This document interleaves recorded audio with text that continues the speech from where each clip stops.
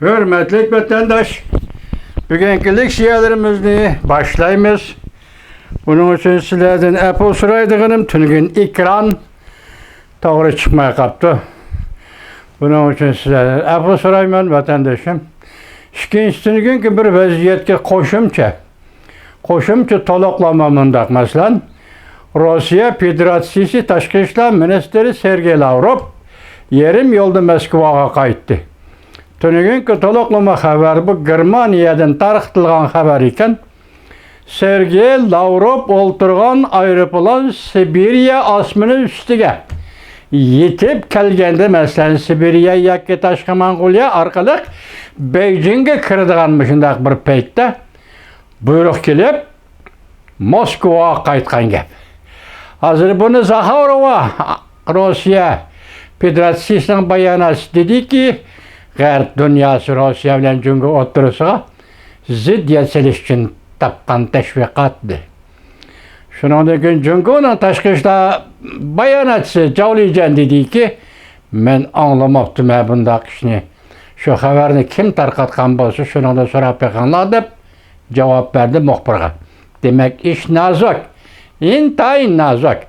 Vatandaşım hazır. Başlayımız leksiyamızı. Bugün leksiyada size Hacıroz, Washington'da sözdeyimiz. Çizlağı bugün 2022 yılı 3. ayının 18. günü vatandaş. Vaziyet şundak ki Amerika Koşmuş Ştatlarının prezidenti Joe Biden bugün Cuma günü belki tamamlandı ya kendi başlandı. Cumhurbaşkanı reisi Xi Jinping bilen telefon sohbeti ötküzüdü. Dikkat kılın. 3. ayının 14. günü Rem'de Amerika Koşmuş Ştatları Devlet Bexaterligi Məsləhətçisi Jack Sullivan, Cumhurbaşkanının diplomatiya işleri ve məsul erbabı Yang Jiechi bilen sohbet ötküzdü. 14. günü. 16. günü düştün keyin Washington vaqt düştün keyin Amerika Qo'shma Shtatlarining prezidenti Joe Biden Rusya Federasyası'nın prezidenti Vladimir Putinni urush cinayetçisi. Bugün 18. günü Cuma günde şunu dep bulup Amerika Qo'shma Shtatlarining prezidenti Joe Biden hazır Cumhurbaşkanı reis Xi Jinping bilen telefon sohbeti ötküz. Mana bu vaziyet. Muşu vaziyette devir kılgan aldı vatandaşlara bugün leksiya sözdeyimiz vatandaşlarım. Uygar vatandaşlarım.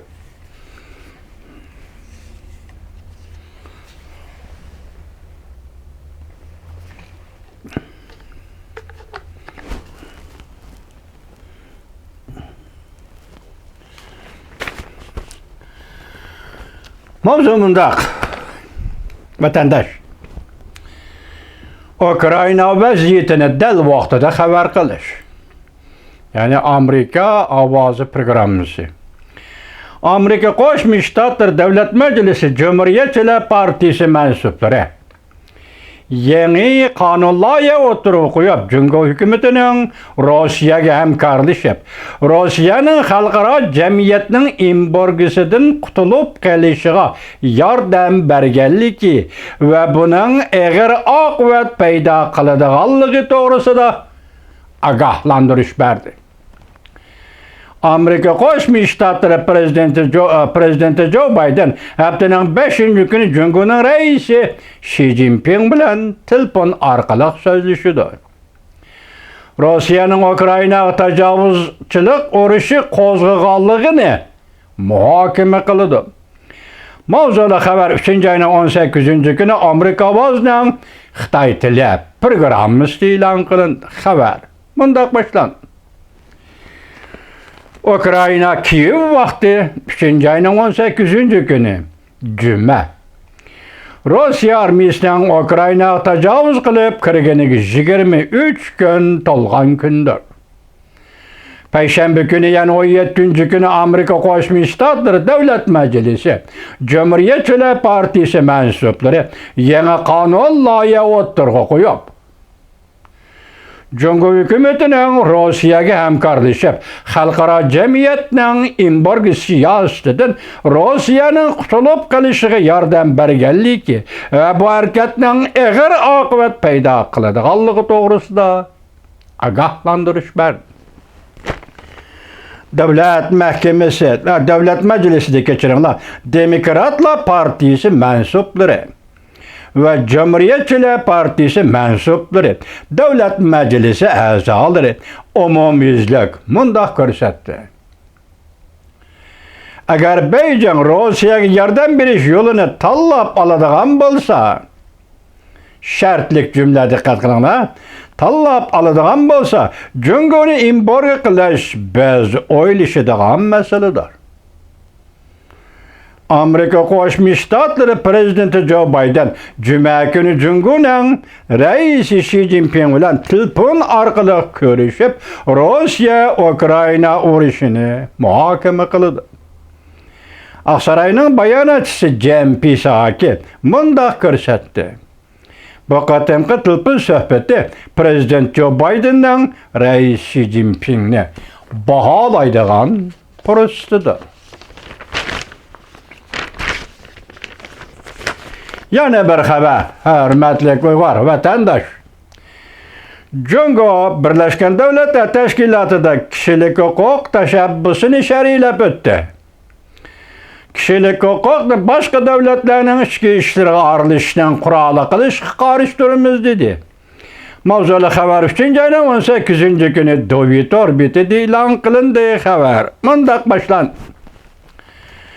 Birlashgan Davlatlar Tashkiloti Jungoning doimiy turishliq vakili Chinshu Kishilik huquq komitetining yig'inida mundaq sharhladi. Boshqa davlatlarning o'lchami orqali o'lchashga bo'lmaydi. Qo'sh o'lcham ishlatishga bo'lmaydi. Hatto kishilik huquqni boshqa davlatlarning ichki ishlariga aralashishdan o'lchami qilishga bo'lmaydi. Birlashgan Davlatlar Tashkiloti 3-oyning 16-kuni Kishilik huquq komitetining yig'inini chaqirib, yig'inda Jungoning Birlashgan Davlatlar Tashkiloti turishliq vakili Chinshu kishilik huquq tashabbusini sharhladi. U mundaq ko'rsatdi. Navbatda dunyo ko'p xil xirishlarga duch keldi. Xalqlarning baxtli turmushi eng zo'r kishilik huquqdir. Ko'rdingizmi? Safsata. Safsatani xalqqa olam oldida so'zlab o'tdi. Xalqlarning baxtli turmushi eng zo'r kishilik huquqdir. Har qaysi xalqini markaz qilishda ching turib, odamning atrofli taraqqiy qilishini ilgari surishimiz lozim. Yoki har bir odamning atrofli taraqqiy qilishini ilgari surishimiz lozim. Chinshu mundaq dedi. Kishilik huquqdan bahramand bo'lish o'xshash bo'lmagan davlatlarning ijtimoiy, siyosiy sharoitlari va hamda madaniyat an'anasidan ayrilmaydi. Undaqda Chinshu apandi sizdan madaniyat an'anangiz nima? Chinshu apandi bugun Uyg'urning madaniyat an'anasi nima? Bir davlatning kishilik huquq yaxshimi, emasmi, mushu davlat xalqlari o'zlari baholashi kerak. Boshqa davlatlarning o'lchami orqali o'lchashga bo'lmaydi. Qo'sh o'lcham qo'llanish qattiq ham bo'lmaydi.